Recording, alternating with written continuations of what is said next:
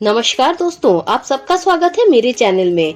आज मैं आपको सकट चौथ की व्रत कथा सुनाऊंगी।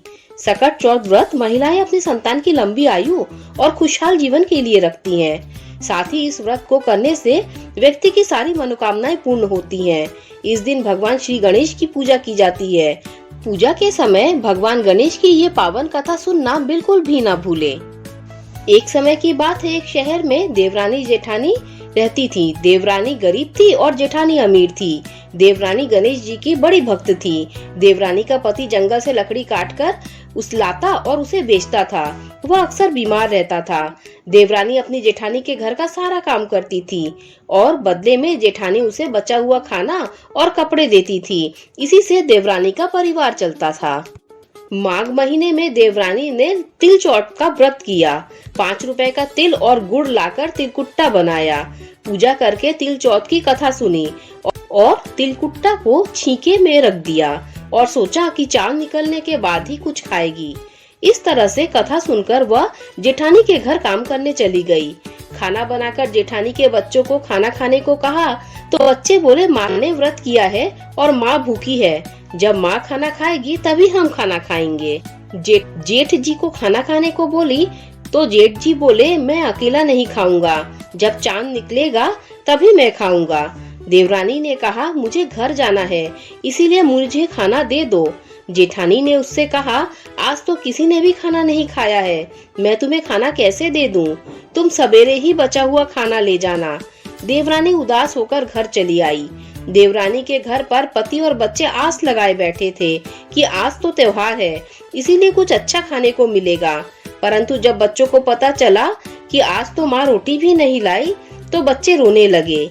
ये देखकर देवरानी के पति को गुस्सा आ गया और कहने लगा कि दिन भर काम करने के बाद अगर 2 रोटी भी नहीं ला सकती तो यह काम क्यों करती हो? पति ने गुस्से में आकर पत्नी को कपड़े धोने वाले धोवने से पीटा। धोवना हाथ से छूट गया तो पाटे से मारा। वो बेचारी गणेश जी को याद करते हुए रोते हुए पानी पीकर ही सो गई। उस दिन गणेश जी देवरानी के सपने में आए और कहने लगे, धोवने मारी पाटे मारी, सो रही है या जाग रही है? वह बोली, कुछ सो रहे हैं कुछ जाग रहे हैं। गणेश जी बोले, भूख लगी है, खाने के लिए कुछ दे दो। देवरानी बोली, क्या दूं? मेरे घर में एक कन्ने का दाना भी नहीं है। जेठानी से बचा हुआ खाना लाती हूँ, आज वो भी नहीं मिला। देवरानी ने आगे कहा कि पूजा का बचा हुआ तिलकुट्टा छींके में पड़ा है, वही खा लो।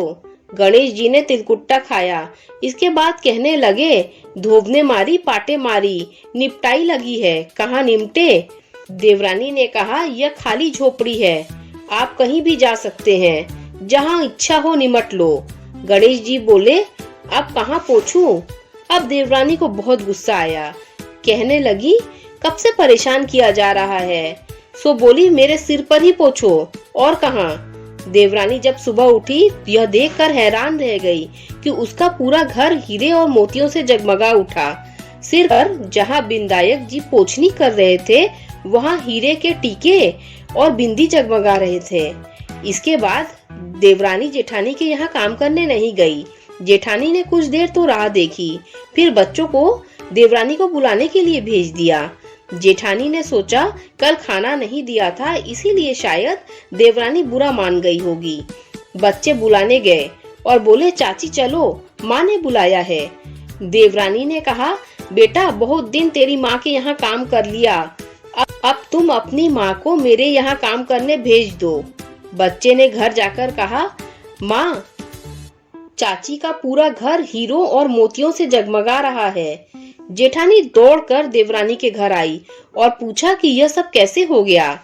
देवरानी ने जेठानी को सब बता दिया जो भी उसके साथ हुआ था।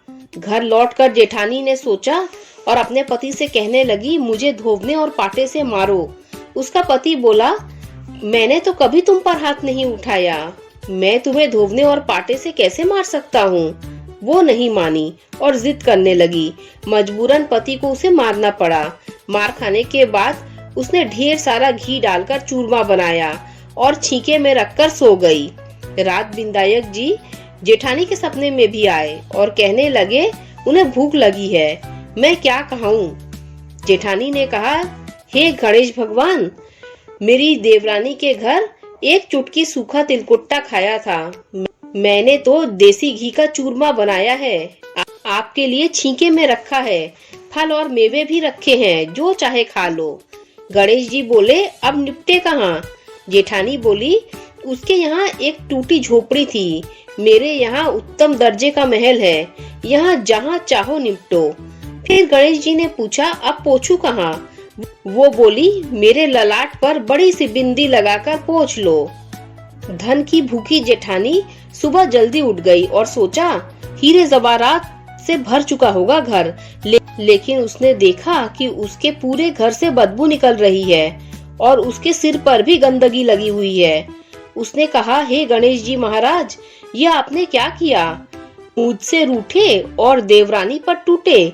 जेठानी ने घर की सफाई करने की कोशिश की, परंतु गंदगी और ज्यादा फैलती गई। परेशान होकर गणेश जी से मदद की विनती करने लगी। बोली, मुझसे बड़ी भूल हुई, मुझे क्षमा करो। गणेश जी ने कहा, देवरानी से जलन के कारण जो तूने किया है उसी का फल तुझे मिला है। गणेश जी के आशीर्वाद से जेठानी का घर भी साफ हो गया। हे गणेश जी महाराज, जैसे आपने देवरानी पर कृपा की, वैसी कृपा हम सब पर करना। गणेश जी महाराज की जय हो। दोस्तों, अगर आपको कहानी अच्छी लगी हो तो लाइक कर दीजिए, मेरे चैनल को सब्सक्राइब कर दीजिए। जब आप मेरे चैनल को सब्सक्राइब करें तो बेल का आइकन भी प्रेस कर दीजिए, जिससे मेरी आने वाली सारी कथा कहानियाँ आप तक सबसे पहले पहुँच जाएगी। Thanks for listening.